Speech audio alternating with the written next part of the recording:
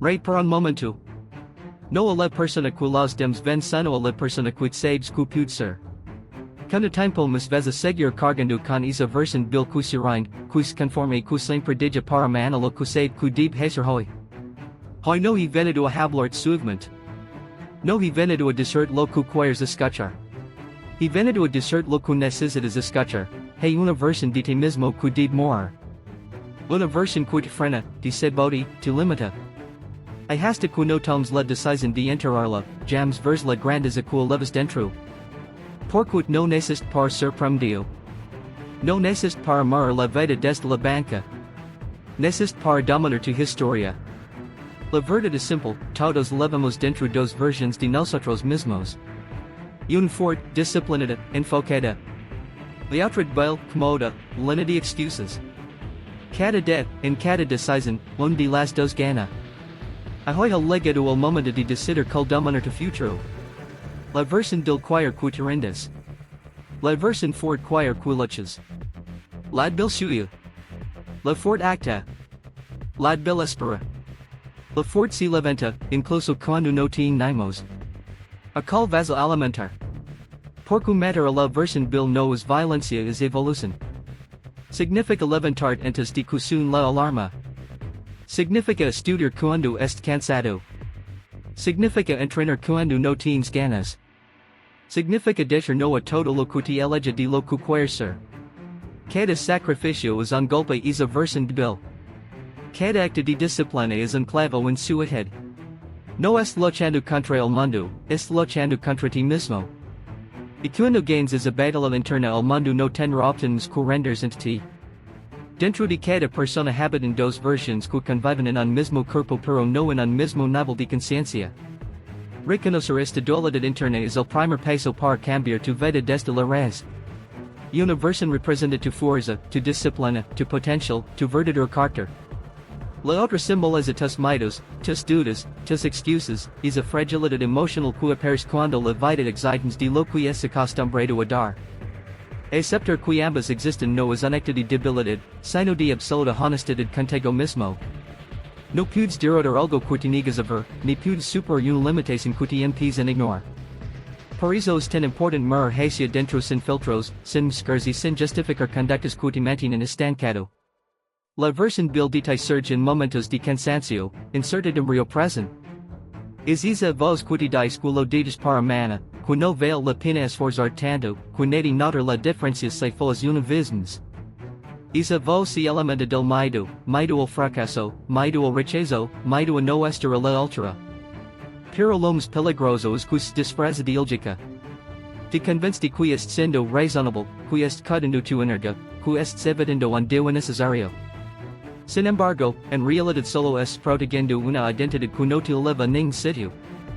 La versión fuerte, por el contrario, es silenciosa al principio. No te grita, no te obliga, no te manipula.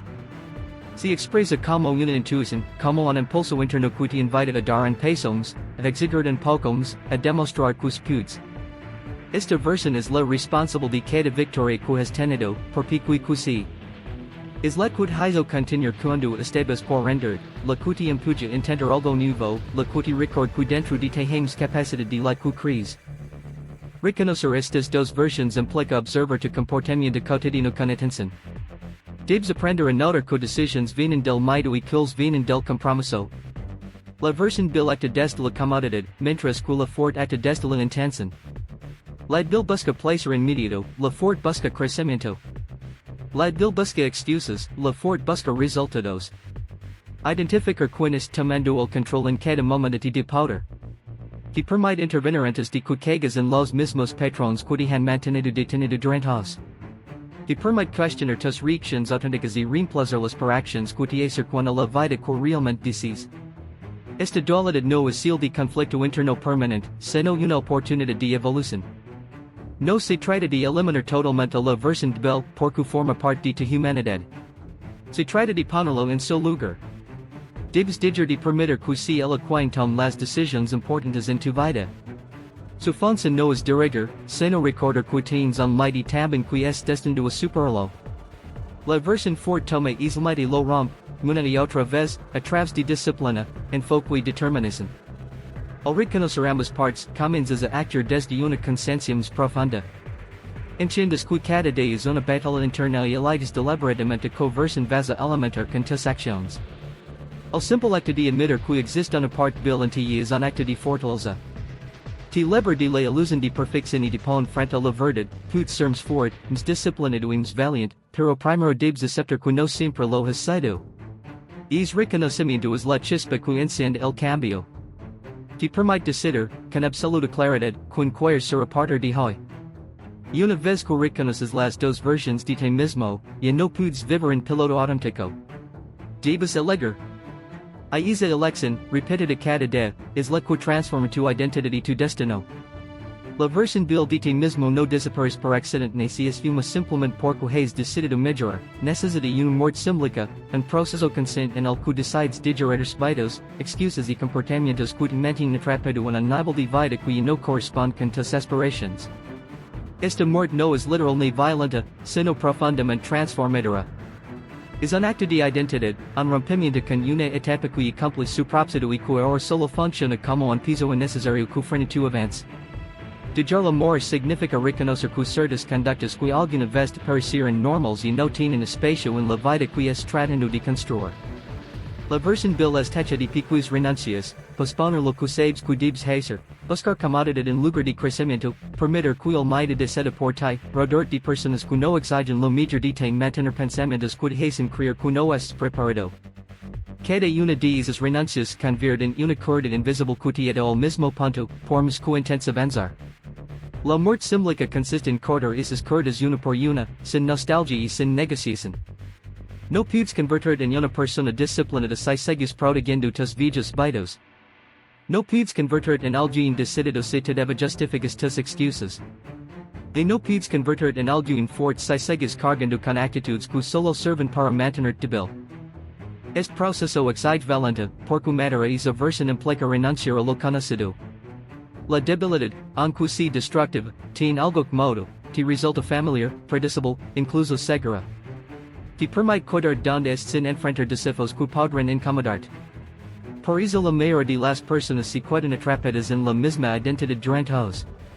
No es que no sepan lo que deberán hacer, es que no están dispuestos a sacrificar la comodidad que su versión débil les ofrece.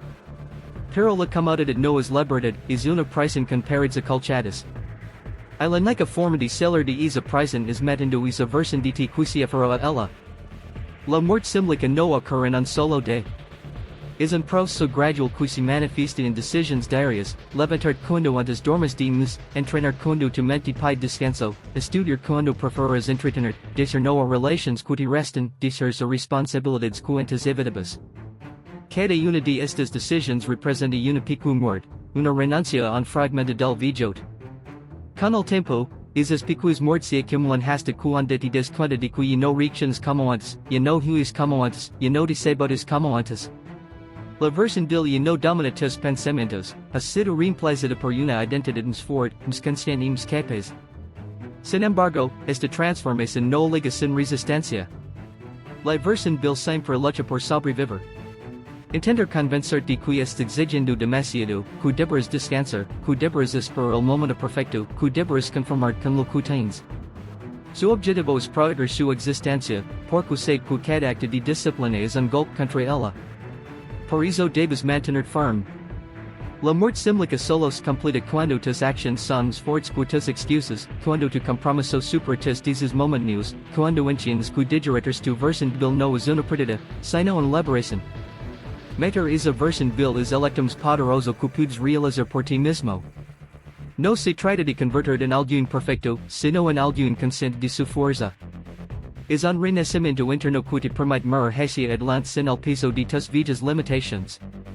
La muerte símbolica significa finalmente dejar de ser tu propio obstáculo y permitir que tu mejor versión tome el control.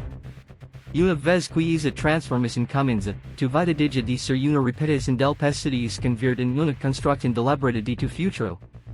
Cada día que vives es compuesto por cientos de decisiones pequeñas que, aunque a primera vista parezcan insignificantes, es moldando silenciosamente la identidad que estás construyendo. No existe tal cosa como una acción neutral. Todo lo que haces alimenta una de las dos versiones que habitan dentro de ti, la fuerte o la débil. Queda electante acerca o de ella de la persona que quiere ser. Ese es el principio fundamental que muchas personas ignoran, y por eso sienten que no avanzan aunque no hagan nada malo. El problema no es hacer algo malo, el problema es permitir decisiones que fortalecen la versión débil detrás de, hasta que estas convierten en la identidad dominante. Cuando eliges posponer tus responsabilidades, alimentas la versión débil. Cuando eliges ignorar tus objetivos, alimentas la versión débil. Cuando decides abandonar un proyecto porque no te sale perfecto a la primera, alimentas la versión débil. Esa versión no crece por accidente, crece porque la alimentas continuamente con decisiones cómodas, auténticas, impulsadas por el miedo o el deseo de evitar incomodidad. Y lo más peligroso es que estas decisiones parecen pequeñas, inofensivas. Pero son acumulativas. Esas pequeñas decisiones se convierten en hábitos, y las hábitos se convierten en tu carácter. Tu identidad es la suma de todas tus decisiones diarias.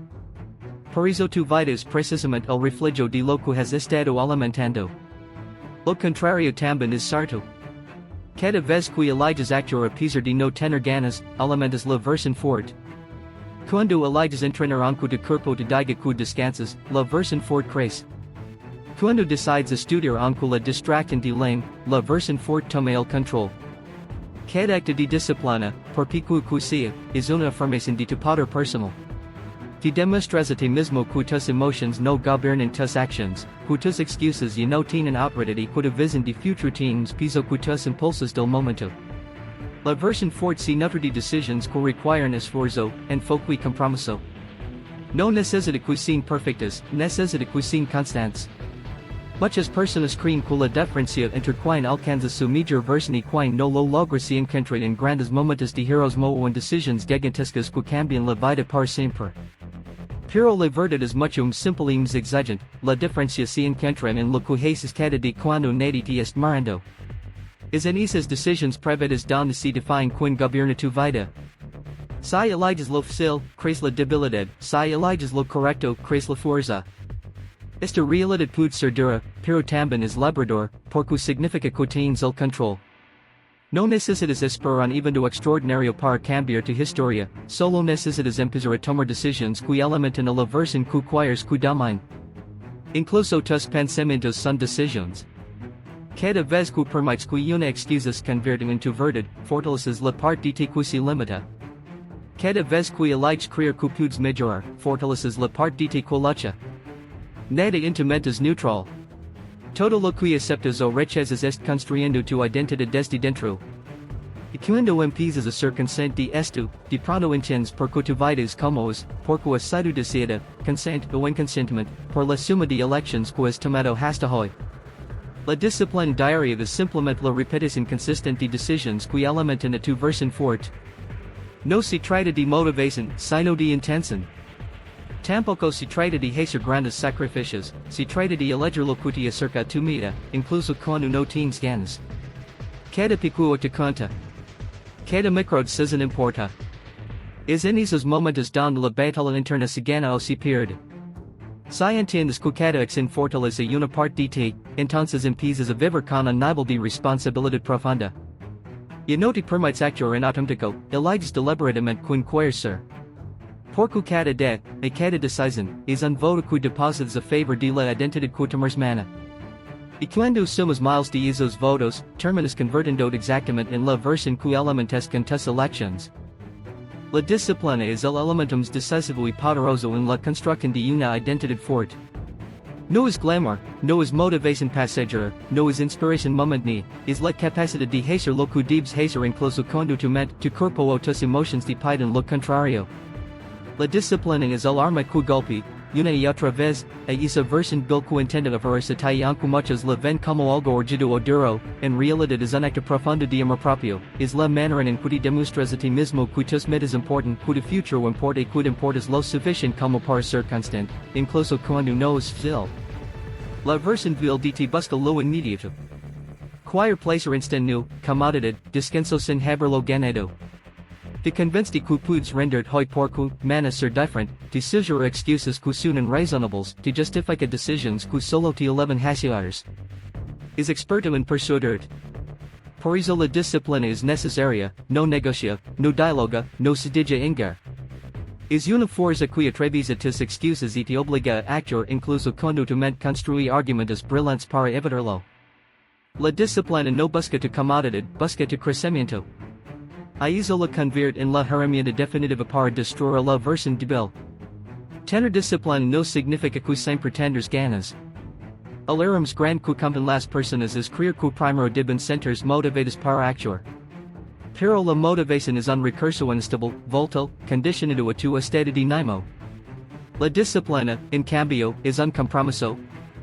La motivación te mueve cuando las cosas van bien, la disciplina te mueve cuando todo dentro de ti quiere detenerse. Es esta constancia lo que quiebra los ciclos de autosabotaje. Cada vez que eliges la disciplina, es como si pusieras otro ladrillos en la construcción de tu versión fuerte. La disciplina también cambia la forma en que te percibes. Cada acto disciplinado es una prueba irrefutable de que puedes confiar en ti. La falta de disciplina es lo que alimenta la duda, la inseguridad, la baja autoestima. Cuando no cumples lo que prometes, empiezas a verte como alguien incapaz de lograr cambios reales. Pero cuando eres disciplinado, aunque sea en tareas pequeñas, comienzas a verte como alguien confiable, alguien capaz, alguien digno de respeto. Esa autopercepción es fundamental, porque tu identidad siempre terminará alineados con las acciones que repites. Si repites disciplina, te sientes fuerte. Si repites excusas, te sientes débil. No existe transformación sin sacrificio, y la disciplina es precisamente ese point entre quienes y quien decís ser. Muchas veces tendrás que renunciar a la comodidad, al entretenimiento, a los caprichos momentáneos. Pero no son pérdidas, son intercambios. Cambias lo provisional por lo permanente, lo superficial por lo esencial, lo que te detiene por lo que te impulsa. Y aunque pueda parecer duro, la verdad es que nada es más liberador que darte cuenta de que no necesitas sentirte bien para cumplir con tus responsabilidades. La disciplina te permite ser libre de tus impulsos, libre de tus inseguridades, libre de la flojera mental que intenta dominarte. Con el tiempo, la disciplina deja de ser una lucha y se convierte en parte de tu identidad. Comienza siendo un esfuerzo consciente, pero termina siendo auténtico, parte de tu naturaleza. Llegar un momento en que no actuar disciplinadamente resulta extraño, casi incómodo. En ese momento sabes que la versión débil ha perdido terreno. No porque haya desaparecido, sino porque ya no obedece su voz. Has dejado de vivir bajo sus reglas. La disciplina es la evidencia diaria de que la versión fuerte está tomando control. Es la práctica constante de elegir lo que te eleva por encima de lo que te hunde. Es la manera más directa de demostrarlo a la vida que no es dispuesto a renderte. Cuando haces de la disciplina tu arma, la versión débil no tiene oportunidad de sobrevivir. Cada día que actas a pesar de tus ganas, te conviertes un poco más en la persona que estás destinado a ser. La incomodidad es el territorio donde nace el crecimiento, aunque durante mucho tiempo te hayan enseñado a evitarla. Desde que te dijeron que buscar lo fácil era lo correcto, que la comodidad era un indicador de que habas bien, que si algo te hace sentir presente o temer, debes elegirte. Pero lo que nadie te explica es que la incomodidad es el lenguaje que utiliza la vida para mostrar en se encuentra tu verdadera expansión. Nada que valga la pena surge jams de un estado de comodidad total. La comodidad preserva, pero no transforma, sostiene lo que eres, pero nunca te eleva lo que podrás llegar a ser. La versión débil de Tehui de la incomodidad porque la interpreta como una amenaza.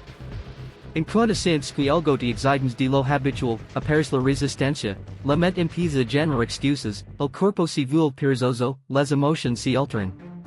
Todo parece alinearse para que regreses a tu zona de confort. Esta función es porque la mente está programada para proteger, no para elevarte. La comodidad lo resulta seguro, familiar. El crecimiento no el crecimiento implica riesgo, incertidumbre, esfuerzo. Por eso la incomodidad es el espacio donde se libra la batalla más importante, la que define si te mantendrás igual o te atrevas a convertirte en alguien nuevo. Aceptar la incomodidad como parte indispensable del proceso es un cambio mental profundo. Es aprender a ver el dolor temporal como una señal de avance, no como un obstáculo. Es entender que cada vez que te sientes incómodo, estás enfrentando una parte de ti que antes evitabas. Estás rompiendo una estructura interna que te mantiene limitado. Estás reescribiendo patrones que haben gobernado tus decisiones durante años. La incomodidad es la evidencia de que estás entrando en territorio desconocido, es justamente en lo desconocido donde se encuentran tus mayores capacidades. La incomodidad se presenta de muchas formas. A veces explica como el cansancio durante el entrenamiento o la tensión cuando empiezas una rutina nueva. Otras veces es mental, como la sensación de no estar preparado cuando persigues una meta importante. Otras veces es emotional, el miedo al fracaso, la incertidumbre de dar un paso sin garantías, la vulnerabilidad que implica mostrar tu verdadera ambición. Cada una de estas incomodidades es una oportunidad. Te enseña a tolerarnos present, a manejar mejor tus emociones, a fortalecer tu enfoque. Ninguna habilidad poderosa surge en ausencia de incomodidad. Lo curioso es que, aunque la incomodidad puede sentirse como un enemigo, con el tiempo se convierte en un signo de que vas por el camino correcto. Las personas que realmente crecen no buscan evitar la incomodidad, la utilizan como brújula. Si algo les resulta demasiado fácil, saben que no es generando cambio. Si algo les excita, entienden que es esfuerzo los está empujando hacia un nuevo nivel. Esta mentalidad es lo que distingue a quienes transforman su vida de quienes solo sueñan hacerlo. Aún así, la incomodidad nunca desaparece del todo, porque cada nueva versión de ti exige un nuevo nivel de exploración interna. Cuando superas un miedo, surge otro. Cuando dominas una habilidad, aparece otra más difícil. Cuando logras un objetivo, se abre un desafío más grande. Este ciclo no es una condena, es la esencia del progreso humano. Si te estancaras en lo cómodo, perdes la oportunidad de descubrir tu potencial completo. Pero si abrazas la incomodidad, te conviertes en alguien capaz de adaptarse, crecer y superar incluso aquello que antes parecía imposible. Reconocer que la incomodidad es parte del crecimiento también te permite tener paciencia contigo mismo. Te das cuenta de que sentir miedo, duda o presión no significa que es fallando, significa que es evolucionando. Cada incomodidad que soportas es un testimonio de tu fortaleza interior. No te es rindiendo, no es retrocediendo, es soportando el fuego que purifica tu carácter y forja tu determinación. La versión débil no puede sobrevivir en la incomodidad, porque es hecha de fragilidad y miedo. La versión fuerte, en cambio, se construye exactamente al, don duel, don pisa, don cuesta. Si realmente deseas transformarte, debes aceptar que el crecimiento no es cómodo. No puede serlo. La incomodidad es el precio que se paga por una vida más grande, más plena y más óptica. Y aunque al principio puede parecer abrumadora, con el tiempo se convierte en un recordatorio de que es caminando hacia un lugar donde antes eres incapaz de llegar. En es terreno spero y desafiante, es donde nace la parte más poderosa de ti. Tu verdadero enemigo no está fuera, no es una persona, no es una circunstancia, no es la falta de oportunidades ni los obstáculos que parecen bloquear tu camino. Tu enemigo más poderoso vive dentro de ti en forma de pensamientos, vidas, impulsos y miedos que te impiden una y otra vez hacia la mediocridad. Este enemigo interno es silencioso pero persistente, amable en apariencia pero destructivo en esencia. Te dice que no puedes, que no estás listo, que no mereces la pena intentar, que es mejor no arriesgarte.